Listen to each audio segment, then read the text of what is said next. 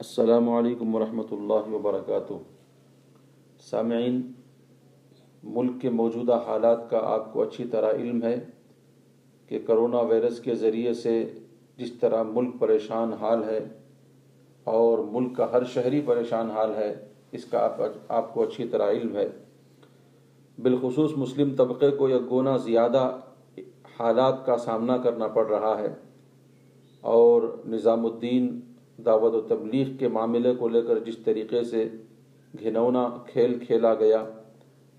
یہ تمام لوگوں پر یہ بات آیا ہے۔ اللہ تبارک و تعالی جزائے خیر عطا فرمائے جمعیت علماء ہند کو،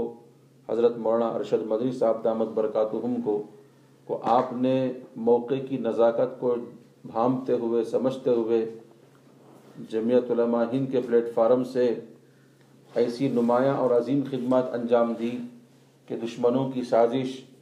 الحمدللہ ناکام ہو کر کے رہ گئی۔ میڈیا نے جس طریقے سے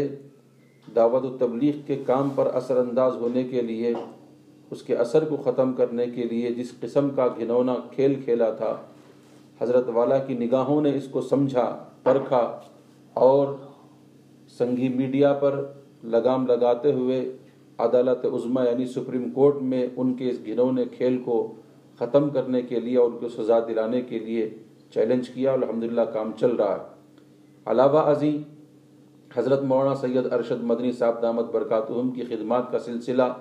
یہاں رکا نہیں، بلکہ حضرت والا نے ایک قدم آگے بڑھتے ہوئے ان جماعت کے ساتھیوں کو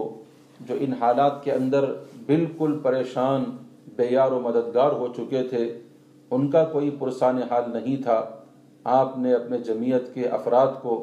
ان کی ہر قسم کی مدد کے لیے تیار کیا، اور ان کی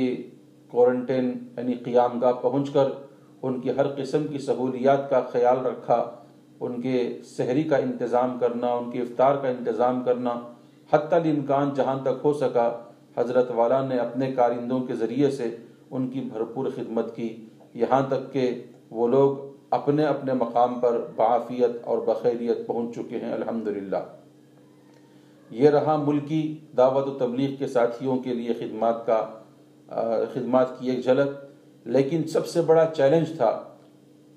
ان افراد کے لیے اور ہمارے ان احباب کے لیے جو کلمے کی بنیاد کو لے کر، کلمے کی بنیاد پر دعوت و تبلیغ سیکھنے کے لیے نظام الدین جمع ہوئے تھے، اور اچانک لاک ڈاؤن کی صورتحال کا ان کو سامنا کرنا پڑا، اور اس طریقے سے ان حضرات کے اوپر بھی شب خون مارا گیا، اور ان کو پکڑ پکڑ کر جیلوں کے اندر بند کیا جانے لگا، اور ان کے اوپر کیس فٹ ہونے لگے۔ ان حالات کے اندر بھی پوری جرات مندی کے ساتھ، پوری بے باکی کے ساتھ جمعیت علماء ہند نے اپنے آپ کو اس خدمت کے لیے پیش کیا، اور ایک ایک فرد کی ذمہ داری اپنے اوپر لیتے ہوئے الحمدللہ ثم الحمدللہ عدالت کے ذریعے سے ان کے اوپر لگائے گئے الزامات کو ختم کروا کر الحمدللہ ان لوگوں کو ملک کو بھیجنے کا سلسلہ، ان کے اپنے ممالک کو بھیجنے کا سلسلہ الحمدللہ جاری ہو چکا ہے۔ الحمدللہ اب تک مضبوط پیروی کے بعد جمعیت علماء ہند کی 200 کے آس پاس غیر ملکی فارینرز جنہیں کہتے ہیں، جو دعوت تبلیغ سے منسلک ہیں، یہاں تشریف لائے تھے، ان کو اپنے اپنے ملک بھیجنے کا انتظام ہو چکا۔ اب حضرت کی نگاہیں پہچان رہی ہیں، دیکھ رہی ہیں کہ اگر خدا نخواستہ جمعیت علماء ہند ایسے موقع پر اور خاموش رہی تو پھر دعوت و تبلیغ پر بہت بڑے حالات آنے والے ہیں۔ لہٰذا جمعیت علماء ہند نے ان حالات کے اندر تمام مسلمانوں کو، بالخصوص دعوت و تبلیغ کے خادموں کو، کارکنان کو یہ اہم پیغام دیا ہے۔ اس پیغام کو سننا، سمجھنا اور اس پر عمل کرنا اور اس کو پھیلانا ہر ایک ساتھی کی بلکہ ہر ایک مسلمان کی ذمہ داری مانی جائے گی۔ یہ پیغام اخبارات کے ذریعے سے، واٹس ایپ کے ذریعے سے، فیس بک کے ذریعے سے، پورے سوشل میڈیا کے ذریعے سے الحمدللہ جہاں تک ہو سکے پہنچ رہا ہے، لیکن چونکہ پڑھنا ہر ایک کی بس کی بات نہیں، بعض احباب پڑھتے ہیں، بعض احباب نہیں پڑھ پاتے، اس لیے آڈیو کی شکل میں آپ حضرات کی خدمت میں پیش کیا جا رہا ہے۔ لہٰذا گزارش ہے کہ ہر ساتھی اس کو سنے اور عمل کرنے کی کوشش کرے۔ بڑھتے ہوئے کرونا وائرس اور اس پر مزید فرقہ پرست مسلم دشمن میڈیا کا ارباب سیاست کی سرپرستی میں دعوت و تبلیغ کے خلاف زہر افشانی کرنا، نیز حکومتوں کا ملکی اور غیر ملکی تبلیغ کرنے والوں کو جیل میں بند کر دینا ملک کی آزادی کے بعد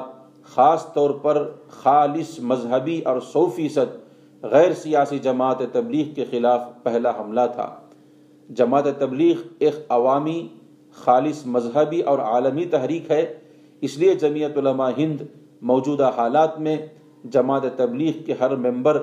بلکہ ہر مسلمان تک یہ پیغام پہنچانا ضروری سمجھتی ہے کہ کرونا وائرس اور فرقہ پرست ذہنیت کے پیدا کردہ ان حالات کے باوجود تبلیغ کے کام میں تھوڑا سا بھی فرق آنا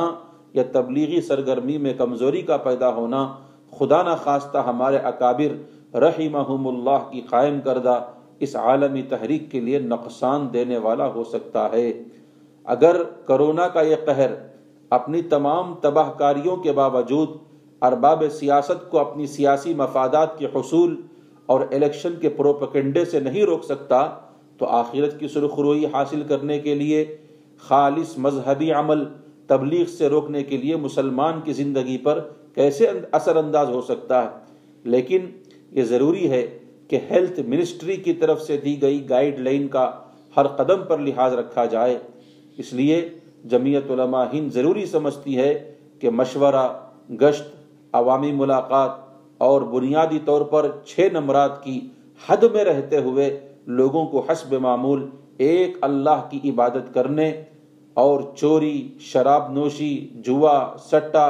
حرام کمائی اور دوسری بدکاریوں، برے اخلاق سے بچنے اور انسانیت کی بنیاد پر خدمت خلق کرنے کو حکومت کی طرف سے دیے گئے اصول کو سامنے رکھتے ہوئے جاری رکھا جائے، بلکہ پہلے سے زیادہ کام کرنے کی ضرورت ہے، مستحکم بنانے کی کوشش کی جائے۔ اگر فرقہ پرست طاقت مرکز پر تالا لگا کر تبلیغ کے کام کے لیے رکاوٹ بننا چاہتی ہے تو عبادت اور تبلیغ کے لیے ہر مسجد بلکہ زمین کا ہر قطعہ مسجد اور مرکز ہے۔ مسلمان پر لازم ہے کہ اللہ کے ہر کام کے لیے کرونا وائرس جیسی ہر رکاوٹ کو ٹھوکر مار کر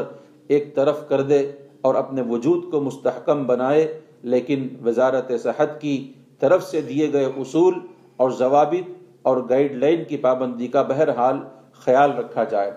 جمعیت علماء کی یہ خدمات کوئی نئی خدمات نہیں ہیں۔ آپ ماضی پر نظر دوڑائیں گے تو آپ کو پتہ چلے گا کہ جمعیت علماء ہند کا اس طرف موجودہ حالات میں توجہ کرنا کوئی نئی بات نہیں۔ آج سے 70 سال پہلے آزادی وطن پر جب شمالی ہندوستان سے اور بالخصوص دہلی سے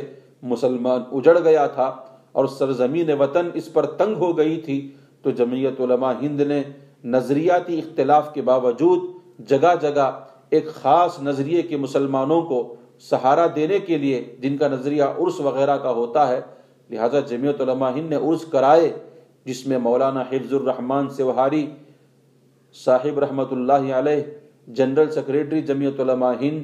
اور مولانا احمد سعید صاحب رحمۃ اللہ علیہ نائب صدر جمعیت علماء ہند وغیرہ شریک ہوا کرتے تھے، اور حضرت نظام الدین رحمہ اللہ کی درگاہ پر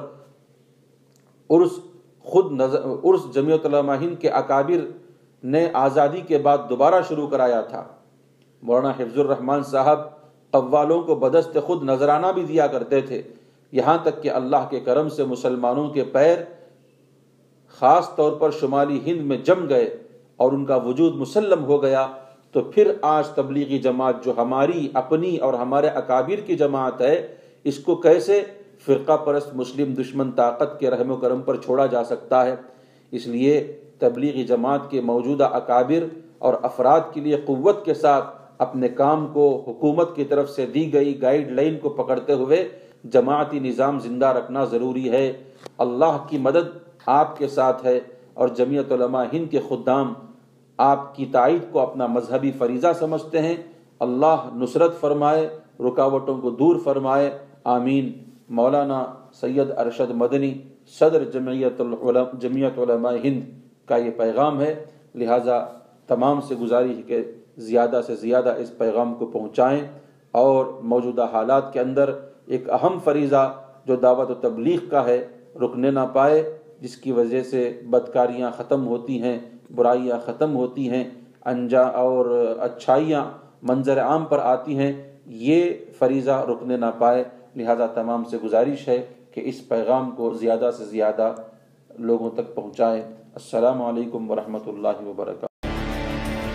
سہارنپور کی ایک عدالت نے اہم فیصلہ سناتے ہوئے 57 غیر ملکی جماعتیوں پر غیر ملکی قوانین کے تحت عائد تمام دفعات کو بے بنیاد تسلیم کرتے ہوئے سبھی جماعتیوں کو رہا کر دیا ہے۔ اس فیصلے سے ان کا وطن لوٹنا آسان ہو گیا ہے۔ صدر جمعیت علماء ہند مولانا ارشد مدنی نے ہندوستان کی تمام عدالتوں بشمول سہارنپور اور نوح کی عدالتوں کے فیصلے کا خیر مقدم کرتے ہوئے کہا کہ یہ خوش آئند قدم ہے اور اتر پردیش سمیت ملک کے دیگر حصوں میں